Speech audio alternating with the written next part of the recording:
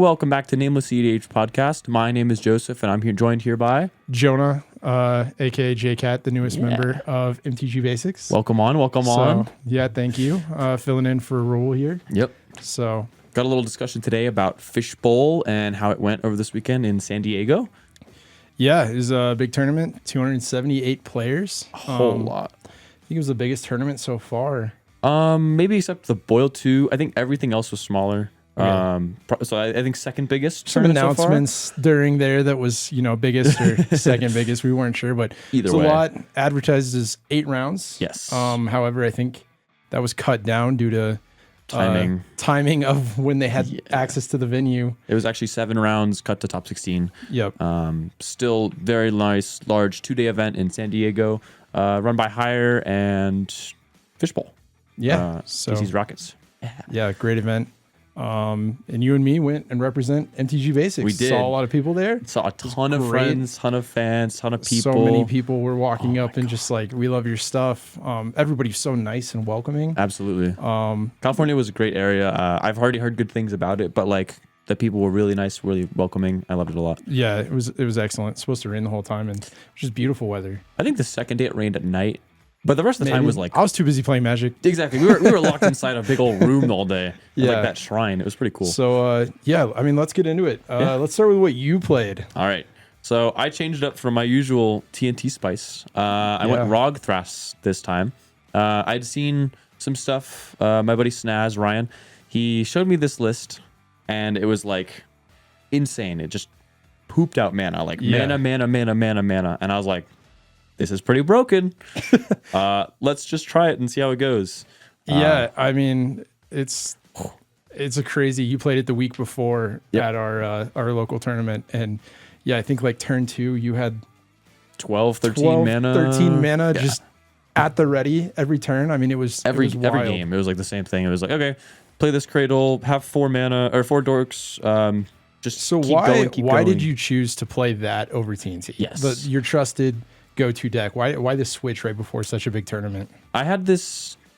I played it for like a week and a half before, and I had this like little tick in my brain. I was like, this deck is really busted, and I don't think people play it enough. So I'm just gonna force myself to play it at a tournament, see how I do, see how I like it, and then if it performs well, like I think it will, then I know it's like insanely good. Not a call out, but the tournament the week before you didn't do very well. No.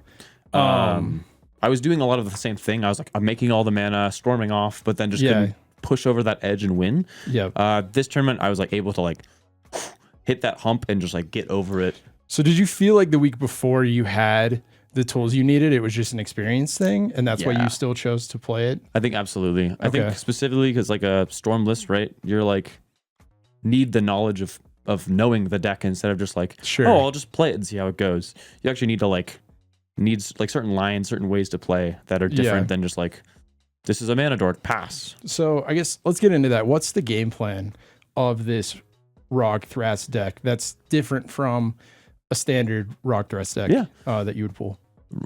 Just in general, I don't think there's any real standard, especially once Dockside got banned. The used thing was like flicker Dockside and win. Sure. Now it's kind of just diverted to a bunch of different ways, but the way I'm playing it is just make mana. Just make mana, worry about win cons later. You just Thrasios, you just chill.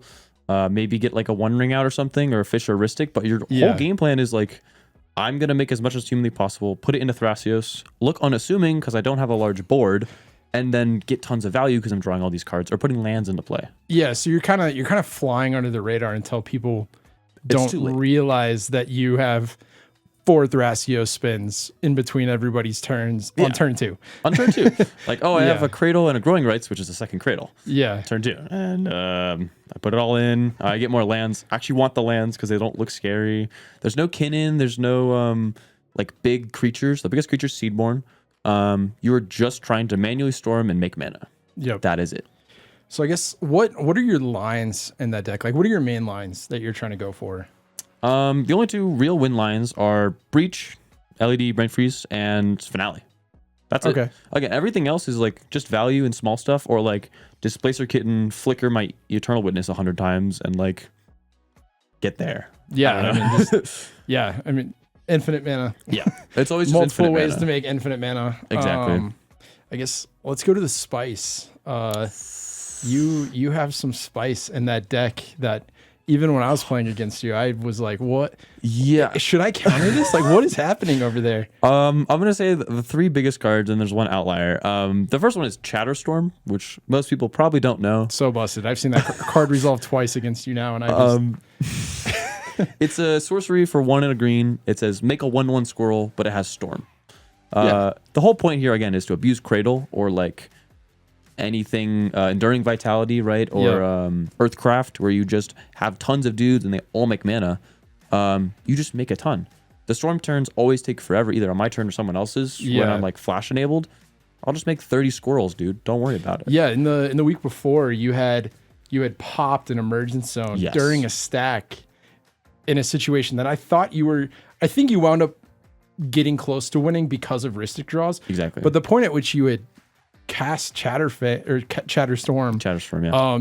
you had made like 30 squirrels or something, and you were not in a position to win there. Nope. You were just like, Storm counts high. Yeah. Poppy Zone. Let's make this Cradle 30 more. Yeah. So the real hard part is like keeping your Cradle on tap to do it. But when you do, it's like, okay, now it taps for 36. Yeah. Dump it all into Thrasios, find win. Oh, it was just so good. That's the first Spice card. Yep. The second Spice card is very similar, but it's Third Path Iconoclast. It's a red and a blue for a 2/1 creature. Whenever you cast a non-creature spell, make a 1/1 artifact soldier. This is great. It turns on Mox Opal. I actually cloned an Urza one game, so they were all Mox Sapphires because they're artifacts. Oh, no. Super cool. And then also same thing, like you're trying to make your Cradle count really big, so you just want a ton of creatures. Again, Earthcraft, Cradle, and Enduring all like super abuse it. The third really Spice card I played was the Growing Rights of Itlamok, and I think people are seeing it more now, but it's a 3-drop legendary enchantment. It says ETB, look at top 4, you put a creature from them into your hand, and then on end step, if you have 4 more creatures, you flip it, and it's just another Cradle. Yeah, and it seemed like you always had that. Always have 4 creatures. Always had 4 creatures out. Again, bare minimum, you have Thrasios and Rog, like, every game, right? Yep. So having 2 creatures more, especially ones that make tokens like that are easily done, it's really easy to flip. And even then, if it's at least 4, it immediately turns into a Thrasios activation because it's at least 4 mana. So it's like worst case scenario on his end step, I'll just spin again. Yeah, I mean, it's just so good. Yeah, it's just free. So yeah, I think that might be an underrated card. I mean, as we start to explore outside in this new meta, these engines or these value mana pieces. Yeah. It's just so interesting to see of like cards that people didn't know would work for sure, and then you combine them with a card like Chatterstorm, and it's just like, well, this is busted. Yeah, and the same thing that happened a few times was like, well, you kind of have to Mind Break trap the Chatterstorm. Yeah. As much as it sucks, right? I'm gonna make 25 dudes. But it's also bait because the Mind Break could be saved later for a Flusterstorm or my Stack War or whatever. So it's like, you're damned if you do, damned if you don't. Yep. And that's why I think the card's even better. Yeah. I guess let's get into the tournament a little bit. Yeah. I played Kennen. Yes. We're not going to deck tech that. I was on no bad cards plus endurance pretty much. I made a slight change. I wanted my Worldly Tutor. So I think I cut Mockingbird for Worldly Tutor. Okay. I think it's super reasonable. I like having that access. I like being able to, find my window of when I can flip. It's also a great bait card. Oh, absolutely. You have enough mana to do a flip. You already have Wind in hand. I'm gonna cast Worldly Tutor. I'll just put whatever I want on top. They all know what I'm getting is bad, and so they counter it, and then I go into my turn with more protection for myself. Exactly. And if they let it resolve, I get a Con Sphinx. Worst case is like a Con Sphinx or a Tide Spout, but best case is also just like, oh, I'll get my Basalt Tutor with Trophy Mage. Like, okay, I'll win. Yeah, that deck doesn't run Trophy Mage. Yeah, we'll talk about that later. Okay, cool. Later. But yeah, I mean, essentially, you're just trying to get flash advantage, card advantage, and win on other people's turns or at time. Exactly. And so yeah, let's get into why you did better than me with that philosophy. So I finished, I think, every time I checked the standings, it was like 20 something. It was like high up. I think it like 34th or 35th. Okay. I don't remember. It keeps moving for some reason depending on where you look. But do you remember how many points it was? It was 15. 15 15 points. points. So it And was below cut was- 32. And cut was at 17 and above. Oh, you're talking those points. Yeah. 14 points. Oh, 14 points. 14 So points. Cut was So 17 and above, so you were Yeah. still pretty close to that we're threshold. still in there. Yes. So my performance was not as good as yours, but second place in the whole Yes. tournament, representing the Colorado cEDH And community. basics, both. And I was going to say, most importantly, basics representing for us. Just doing so well. And it felt Thank good, you. especially at the point that I realized I wasn't going to be in. To watch you go into top 16, I was like, "That's my boy. That's him." The judges kept trying to shoo me away from the spectating closer, like, tables. pat him on the I back. know. I was like, "That's him." Yeah. But yeah, It was nice that, like, after round 6, I knew I was already locked. So I Yep. could just, like, play the game however I wanted and still have a good time, right? That Yeah. made it a little easier on my conscience. But so let's get into day one. yes. Day Day 1. How did day one go for you? Because I can tell you there were, and spoiler alert, an insane amount of draws. It so seemed, many. I think there was like 33% of all games were a draw or something like Except that. like round 7, which is the win-in round. Exactly. But every other round, it was like, yeah, 30, And most people had 35%. dropped that didn't even need to play anymore. So Yeah. it's like, it's kind of skewed in that sense. It's still so many. Like So a many ridiculous draws. number. I think the first round, there were 69 pods, and like 24 of them drew. Yeah. Like, this is just round 1, right? You're not wanting Yep. to start with a draw, but if it happens, it happens. That's like ridiculous. Yeah, an unbelievable amount. Yeah. I jokingly sat down and was like, "Hey, do you guys want to draw round one?" And then it happened. As a joke, and then it Yeah. happened. Same with me. Yeah, it was so bad. Let's get into why we think, before we get into our, how we did Mm-hmm. in those rounds. Why do you think there were so many draws in this tournament? I think a lot of what the meta is looking at right now, obviously, is like draw engines and chill. But the issue lots of games end up in is like, okay, I'll counter your thing and the next player will win. So I don't have any incentive to counter your thing. I want to get a point out of this because I'm not the one winning. I want a draw. And then the table has to think about it and be like, well, maybe it's worth taking that or not. But it really sucks to be the next player and be like, well, I have this win. I can't do anything because if you don't counter stuff, he just wins. You know what I mean? It's like this Zungswang where like you're stuck in kind of hell of either way. Yeah. I think something needs to change, either in the format, the rules, I something. think the other thing too, and in some of my games, I was able to force draws. Yeah. And a lot of the time, and you almost thought that I did the same thing. Sometimes people would agree to a draw and they really shouldn't have. Yeah, absolutely. My first game, Derevi, seat 1, I'm seat 3. They kept presenting wins. And then we got to the point where we had wasted all of our interaction to get to their turn. Mm-hmm.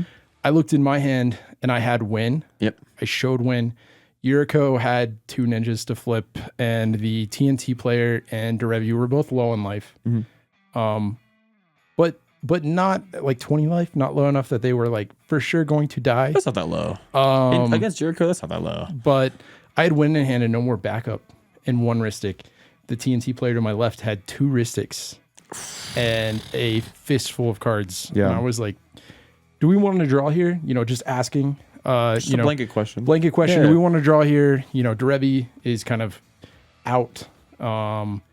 The Yuriko Yuriko might kill player you. might kill you guys here. And then I have win in hand on my turn, which was factual. Yeah. And everybody kind of looked at each other and was like, "Yeah, sure, let's draw right now." And I don't know, maybe the TNT player knew something that I didn't, but in my head I was like, from their standpoint, we had like 20 minutes left. I don't know. I told him after the game, I don't know if you draw there. No. I think you wait. Unless his hand was like 20 lands, which I really doubt. You know what I mean? Like, there's got to be something. And I understand, worrying about dying to Yuriko, but I think people need to be less afraid to not get that point. Yeah. Because what we learned through this tournament is that 1 point is not worth as many as 5. Nope. Never. And so I think a lot of the people who were nervous that if you do happen to win on your turn, which is, even if it's 50%, let's take that chance Absolutely. and see Yeah. if that happens. Because if not, I win on my turn. And instead of 1 point, 50% chance, it's a 50% That you get chance 5. that I get 5 points. Exactly. And that was so important. I mean, what was the highest? I think I can look. Highest I think points 23. 23 points. Or 22. I don't know if 22. 23 is possible. I think But 22. The next highest was like 19. Yeah. I mean, it was just so low. People were thinking that they might make cut after round 7 with like 16 points at one point. Somebody was like, it depends on how, many draws how many draws happen, Yeah. but 16 might be on this bubble. And I was like, that's ridiculous. ooh, Right? this is this is crazy for a 300 person tournament. We're talking about 16th place, maybe bubbling in. Yeah. I had a very similar situation in round 1, actually, because it was like everyone's in this, again, we're all stopping each other. We don't want to be the first to push. We don't want to do this stuff. And there was a point where I had a clone on the stock and there was a ranger in play. And I was like, I think I can maybe win if I pop this ranger, see what happens. Even if he pops his, I have a bunch of creatures that do stuff. So like, we'll see. They're offering draw a bunch. I'm like, no, let's just keep playing for a little bit, see if I can get there. If not, like, I'll help try and push for a draw. Yeah. The players showed me like a silence the ranger captain, a return the favor for my ranger captain. Activation. No. I was like, okay, now that I know I can't push and I tried and like got a little further, I'm okay to agree to it now. But like, you don't just say yes right away. You have to like, let's see if I can get there. Yeah, absolutely. Once they show you, like 5 pieces to stop you, that's different. But it's good to like continue to play the game and like actually try and fight for your win, especially round 1. Round 1 is big. I agree. I think the other thing too is like at the point that you're agreeing to a draw, if you think there's the slightest chance that you can get there, make them show you. Yeah. It's just show me legal. that stops me. Don't force them. Don't grab their hand. Just ask. Be like, okay, you're saying you have 5 pieces of backup. Can you show me? Show me 3. You don't have to show me 5. 3. Show me whatever. And there were so many times I heard at LobbyCon afterwards where people were like, "Whew, I forced a draw by pretending I had interaction. I had nothing." And then it was like, "Oh, did they not ask?" And I think newer or maybe inexperienced tournament players can ask. Show me proof. Yeah. I'll agree to this draw. I have Super win in reasonable hand. to ask. Kind of like I'd win in hand, no backup, 0. I'd already used it all on the Revy. I knew that TNT had more, and it was just like, okay, TNT showed me more, and I was like, oh, I really need to convince this table to draw. Yeah. Because it's in your best interest now that you know you'll get stopped. Exactly. Not necessarily the other players who can stop you. Yep, exactly. And so it was just one of those situations where I think that if they had not shown me interaction or had a card full of 40 hands, or 40 cards in their hand, it would have been, I'm just going to see what happens here. Yeah. And so I think never be afraid to ask. And I think that part of, the draw meta was just people so scared of not getting any points. Absolutely. I absolutely agree. So day 1, I went 1 win, 4 draws. I wanted to lose it. One of the draws was against you. Yes. We'll get into that in a minute. Round 4? Round 4, yeah. Round 4. We went and sat down across from each other. It was like, oh no. Yeah. But yeah, I'll get into my 1 win for that day, and then we can kind of get into your round. So round 1 was a draw. We know why. Round 2, I was seat 1 against Blue Farm, and forgive me, I cannot remember what the other deck I played was. Okay. It's all good. It was not a blue deck. C? I can't remember what it was, to be honest. And then Magda. Okay.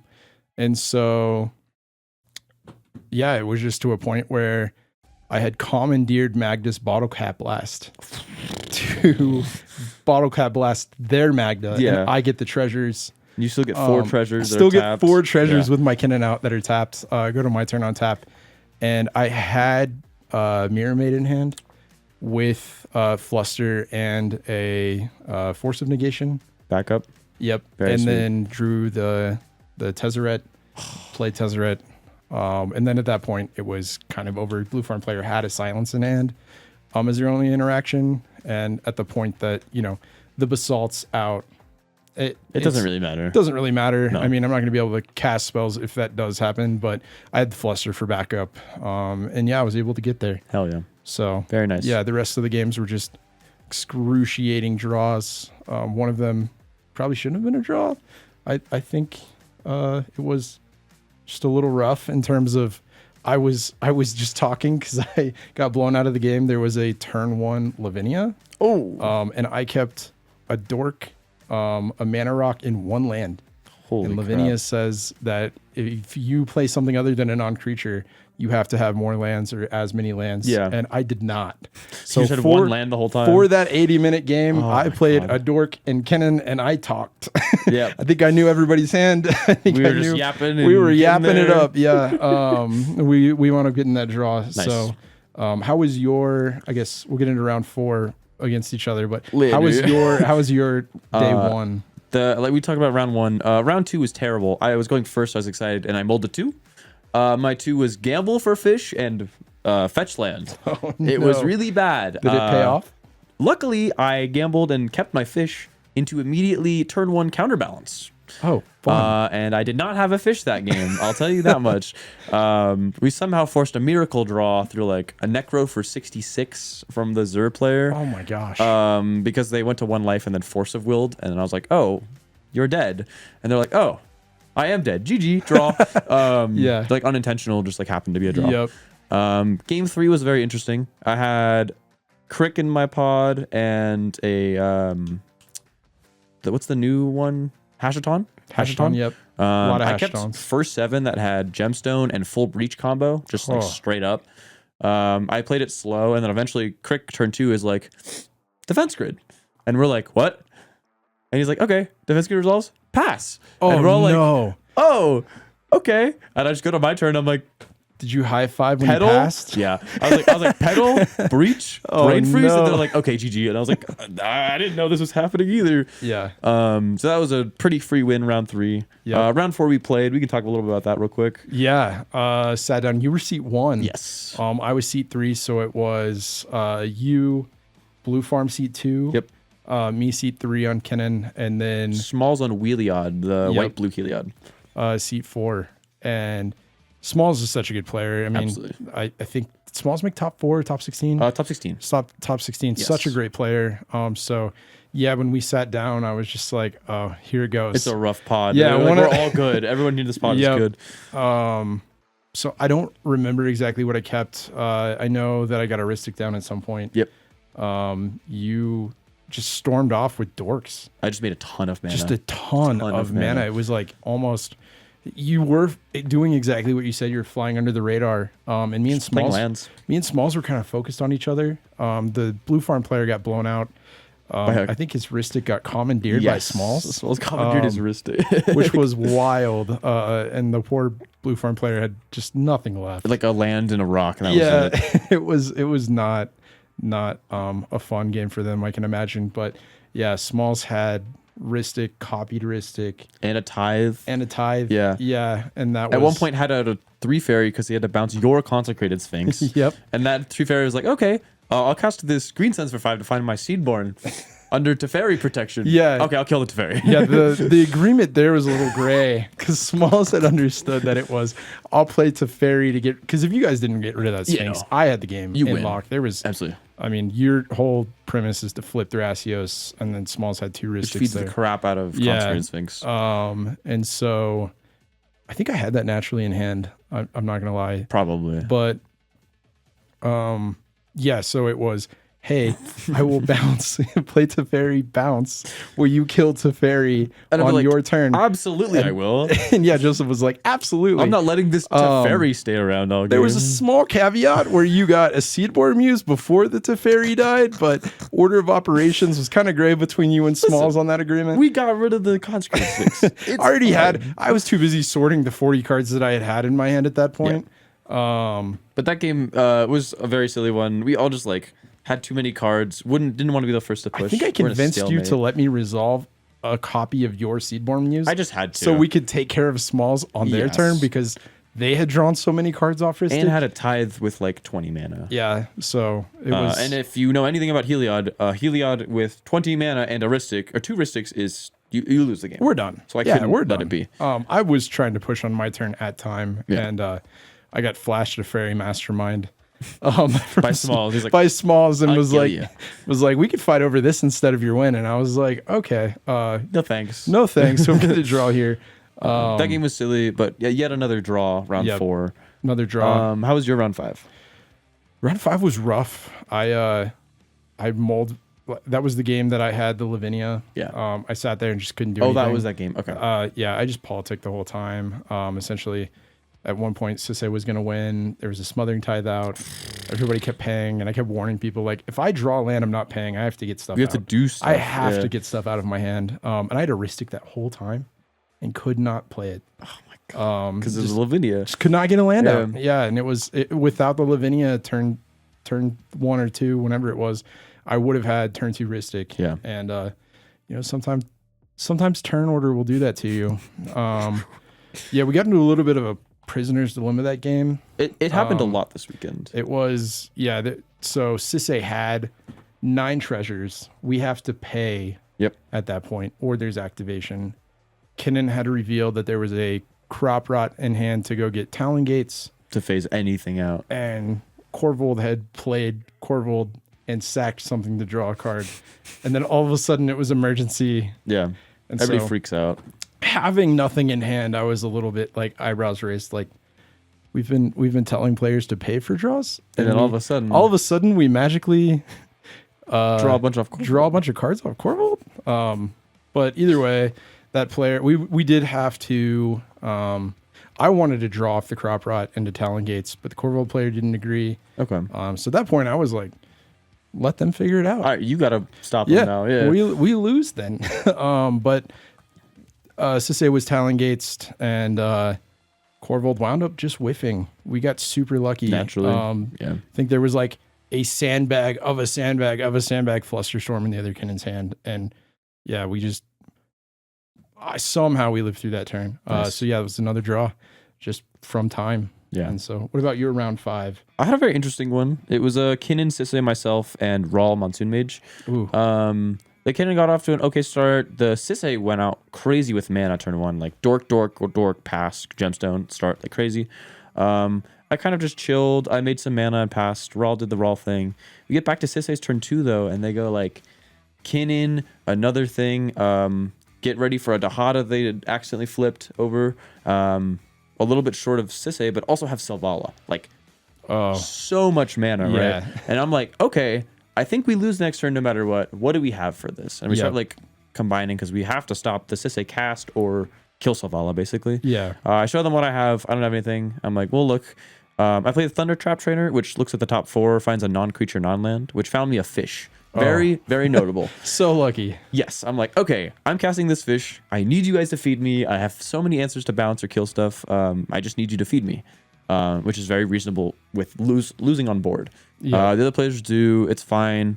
We get to the cEDH's turn, and I'm like, hey, I have this crop rot for a, what's it called? Talon Gates, and I can Talon Gates your stuff out. Sounds similar. Yeah, exactly. Because you're a Planeswalker list, I know you can't win at instant speed, like with everything, and they also revealed that their Emil was in hand, so they couldn't just tutor for it.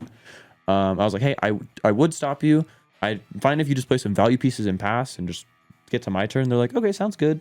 I get back to my turn with all those fed cards that they found answers me for, and I'm just like, okay, Song of Creation, Valley Floodcaller with a Kinnan and an Enduring. Yep. And I was like, okay, so now everyone's 3v1ing me. I'm like going crazy, drawing cards, untapping mana every turn or every cast. Eventually they can like fully stop me, but I have like one more dig after casting Thrasios, and I like spin, and it's like a time twister, and I'm like, oh, we're gonna have some fun. So we do it all again. I time twister, I draw some more cards, make everyone untap mana. Eventually get there through that, but had to manually Eternal Witness snap with Song out. So I had to eventually like Otawara it so I didn't just deck myself. It was a very long, grindy, what's it called? Like Stormwind, but it's what the deck's meant to do. You're just supposed to like grind. Just grinding out advantage through mana. Exactly. And it works. So yeah, I ended day 2 with 2 wins and 3 draws, so that's 13. And we kind of knew from points that you were 1 win away. Yeah, absolutely. I needed to win out after day 2. Like I said, we were thinking like 16, 17, but definitely 18 was ins. Yeah. All 18s. Especially after all the draws day 1. Yeah. So I guess let's go to day 2. Yeah, let's make it a little brief, but I was gonna say I'll start. Round 1 loss. My only loss of the whole tournament was to Punchy. So wound up just getting the luckiest at Nas off. Yeah, it was Nas. Yeah, it was just like somebody let a fish die and went to play Aristic in between those two things. Cast Nas. Cast Nas and just the perfect ad Nas. I mean, could not have been. I think at one point they had enough at like 10 life and was like, is it even worth going lower? Might as well. Like Might as well. cards. Like, oh, Yeah. that, I mean, that must feel so good. And so, yeah, I mean, just Got there. It happened. My turn 1 fish got countered. So I was a little heartbroken because I was just watching all the spells go on the stack. I was just like single tear down the face. So sad. But yeah, that was it. And then round 2 of day 2, I just played to try to get seeding and wound up winning that game. Nice. Shout out the Rog-Thras player that had made an agreement to give me protection from Bowmaster and Army until end of game. End of game. Yeah. That's crazy. There was a wheel that was being played and I had Ottawa to bounce. Oh my gosh. And so I was like, hey, You can never hit me with it. I know we need this, Yeah. but I'm at 10 life with a 1 ring out and I'm about to take 5. I do not want to have to deal with this Bowmaster. So use it to take care of. Scary Cannon out had flipped, pretty much whiffed on like 5 Cannon flips with a Nyx Bloom out. Jesus. So yeah, I think I should have bought a lottery ticket that day. Yeah. But yeah, I went to my turn and then just happened off the 1 ring to draw Tezzeret, Mirage Mirror, Thrasios. Win. Super win. And yeah, and I would not have been able to win if that player had broken that agreement. So Yeah. Nice. yeah, shout Good out to placements, not too. lying in cEDH. So Famously, what we do. yeah, so that was great. Let's go to your Yeah. day 2. Round 6, I had a nice going first pod. It was a buddy of mine from Massachusetts on Rog-Thras and then Comedian. Yeah. I had a pretty easy start. It was just like Rog, Cradle, Birds of Paradise Pass into turn 2 One Ring. Very simple and easy, but the other thing I had was 3 pieces of protection in hand, Yeah, it's which just is really good against Rog-Thras. so honestly. good about how Rog allows Cradle hands to be kept. So much better. And now I know I have stuff for Rog-Thras if they try an early Necro or Nas or whatever, so I'm fine. My One Ring lands. Eventually there's a Bowmaster out of the Rog-Thras, and I'm like, hey, I have this deflecting swap. I'll kill it, but like it's a TNK and a Cannon. Maybe let's like blow some of their stuff up, and then later I'm fine if you hit my stuff, but I just don't want it right away. And he's like, I can't really agree to that. We'll kill this Timna and we'll think about it. We go to his next turn and he tries to Wheel of Fortune, and I was like, Oh no. oh, okay. And I had exactly the right answer. I had Otawara. So I was like, okay, Otawara the Bowmaster. Let's get a fresh 7. My 7 is really good. I've got not necessarily wind, but like insane value and a little bit of protection. But the Rog-Thras has to pass. We go to Ian's turn on Cannon. He's like, Assault Monolith. And I was like, draw 2 off 1 ring. Yep. And I was like, Force of Will, Force of Negation. And I was like, cool. Let's counter the Assault Monolith. And he's like, can we not? I was like, Nope. no, I know this. I'm sorry. Yeah. We can't do that. Yeah, there's just no way. whole I will not activate Basalt. We just can't let it be. Yeah. But then I got a ton of value on my turn. We go around 1 more rotation. The TNK does get like a Fish or a Ristic out, and then Ian gets a Consphinx out going into my turn. Yeah. And I'm just like, cool. Phantasmal Image. So I think I walked over at this point because Yes. my game had wrapped up pretty quickly. And yeah, when I walked was over, so good. it was Sphinx. Yeah. And Sphinx with Ristic manually drawing sometimes when it benefited Ian more, and then I wasn't drawing when it benefited Ian more. Yeah. And then when it benefited me, he wasn't drawing. So it was like sometimes we draw 12, sometimes we draw 0. There's no in it between. was wild. It was crazy game. Okay, finish this game. yeah. I wanted to say I walked over and saw this, But- and my mouth was open. There was a massive stack war. Eventually, I did Chatterstorm for like 8 or 9, and it forced Ian to like Mind Break Trap it because, like, again, it damned if you do, damned if you don't. I had Yeah, I mean, Cradle. you don't want to have 8 more mana off the Cradle. Exactly. Like that could be And my sync crucial. was mana. It was the hard part at Yep. that point. So he's like, I have to do it. And eventually, I just landed a Veil of Summer, and just was like, okay, cool. I'll draw off the Sphinx. I'll draw off the Sphinx. I'll draw off the Sphinx. Okay, I win because Veil had resolved. So that was a really tight game 6. And then, like I said earlier, going to game 7, I was locked because I was at 18. So we played, went to like a massive overtime, massive stack. It was like Ristic Fish, One Ring, Ristic Fish, Flood Collar, Ristic. Like everyone had everything. It was mid-range hell. But had to end up in a draw based on a timing. Yep. The judge and the TO were just like, you guys are playing for too long.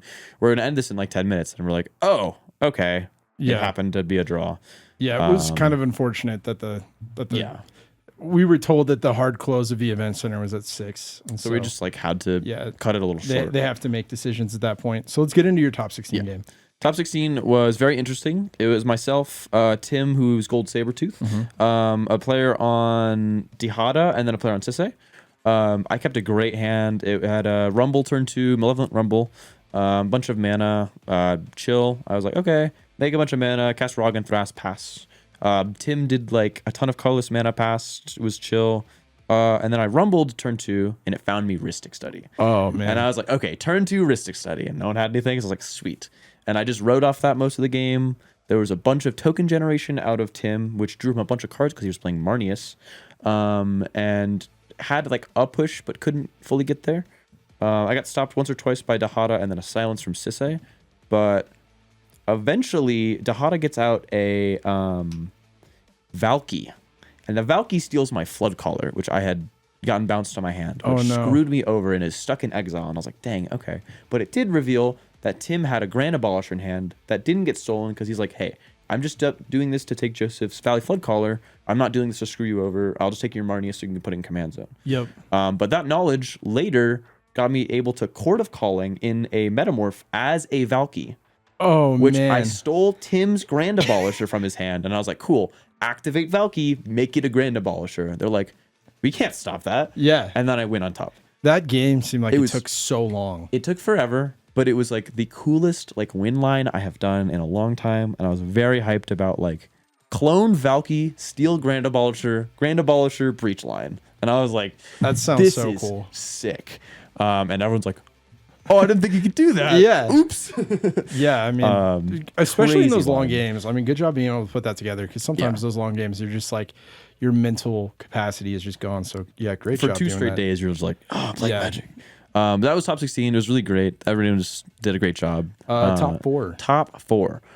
Every other first seed, because I was first seed going into top 16, lost. So I was going first in top 4. It was myself, Derevi, Stockwell on TNK, and then a Magda. Okay. I had a great opener. It was land, Mox Amber, gamble for fish, cast a fish going first.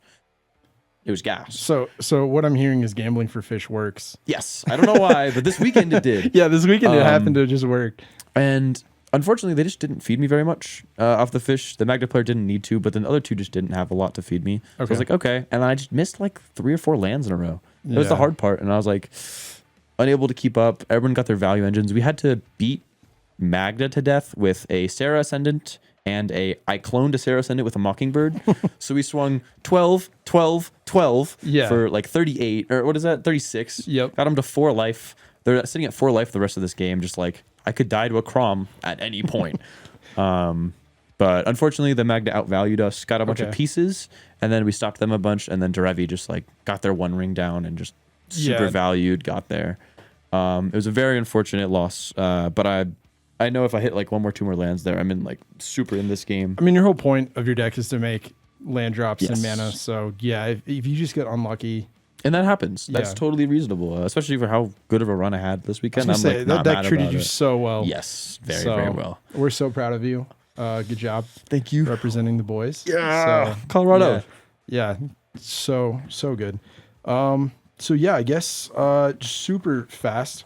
I wanted to bring up these statistics. So just real quick. Yeah. Of that tournament, 22 Kennen entries, 1 max made cut. 1 top 16. That was it. I mean, I know a ton of Kennens were on the bubble. Me, Evan, a bunch of other people were on the like 14, 15 points. Yeah, but it was just crazy, and I think it showed me that people were more ready for Kennen than I thought. Yes. It was. It's scary. Like unironically, it's scary. Yeah, my games were kill Kennen. There's nothing we can talk about. Your Kennen's gone. Yeah, like, and it's kind of hard to play Kennen without a Kennen. I can't let you have it because otherwise I got to get Nyx Bloom out, and he's really hard to cast without Kennen and Swan Songable. Yep. Yep, exactly. There were 14 Hashatons. Guess how many made top cut? 0. 0. I don't know if that's the commander, or people are still, trying to sort out what that list it looks like. It might still be too new. Yeah. But I don't know. I don't think it was a player issue. There's a lot of good players on Hashaton. But there were great. I think some crazy decks. A lot of spice. A lot of spice. Yeah.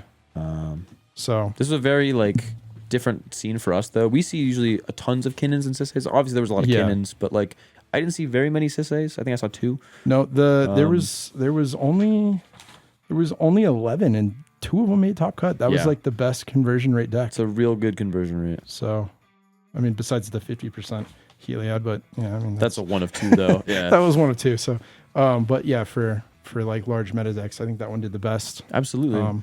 So yeah, I guess last thing, let's wrap up here. In memory of Roll, we'll do TnT Corner. TnT Corner. Yeah! And as a new TnT player, I'll be giving my 2 cents. probably ludicrous advice on this deck. So you guys can correct me in the comments. I've been playing it all for like a month and a half. Hell yeah. On the side. But yeah, let's talk about what our new spices or like how we're doing. I know Nolan, who's one of our locals, he's been talking about adding more mana dorks. So like Avacyn's Pilgrim, the one that taps for black and deals damage to you. Elves of Deep Shadow, Land War Elves, things like that. That just like are more turn 1 plays where you just have dork and then you go into more mana, into Thrasios, into Tymna. Yeah, kind of keeps you on ramp, I guess I would say, or Absolutely. like ability to play. My mulligans in that deck have been rough so far, and so I think more dorks would help. It also unlocks things like Culling the Weak. Yes. I don't think any decks run Culling the Weak really, but sometimes you just need that mana to push. Yep. And having that many dorks, I mean, you just don't care if you lose one, right? No. Or again, like you were kind of saying earlier, like Culling Ritual, and where you destroy the Kinnon board. Yeah, you also destroy your board, but you can bounce back. You can cast a Thras and just spin it all into Thras, or play a Tutor and win. Yep. Both of those cards I think are insane with more mana dorks. Exactly. And the more dorks you have, I mean, I know one of the like key pieces in that deck is Kinnon. Yes. And absolutely. so if you have more dorks, Kinnon is just more valuable, I guess. Insane value. So yeah, I mean, have you tried that? Is that something you're going to try? I have not yet. I do want to. I've just been playing that Rog-Thras list for like 2 or 3 weeks now. Just like kind of grinding on it, but I'm gonna go back to my roots. I know I'm not leaving forever or anything. Yeah. Just wanted to try some spice. Yeah, sometimes you have to go out and prove to yourself that you're not just one deck. Exactly. So and that's what I wanted to do. I was like, I'll do it. Let's see how it runs in a tournament. I'm actually going to play it and not just be like, oh, I'll play it on the side. Yeah. I want to do it. Yeah. Well, that was really cool. Congrats. And, thank you. Yeah, I think that's all we have. Yeah. Make sure to let us know anything in the comments you wanted to say about. Any lists or spice you had. Maybe some stuff for TNT or Rog-Thras. You're like, this is pretty cool. Yeah, I think that your list could still be cooked up, so that's exciting. I mean, it's definitely mana intensive. I just added Springheart and Tuco. Oh no, more tokens. Just make that Gaia's Cradle unstoppable. But if you saw us at Fishbowl, let us know. Everybody there was so nice. It was so nice to meet everybody. The feedback was great. And so I gave out some pins. Please don't ever or feel free to like say hello, because I have pins in my backpack and I'm more than happy to give them out. And I think next time we'll have some secret stuff to give out too. We got some more spice, but it'll be fun. Have a good one, guys. Yeah, thanks for watching. Thank you for watching.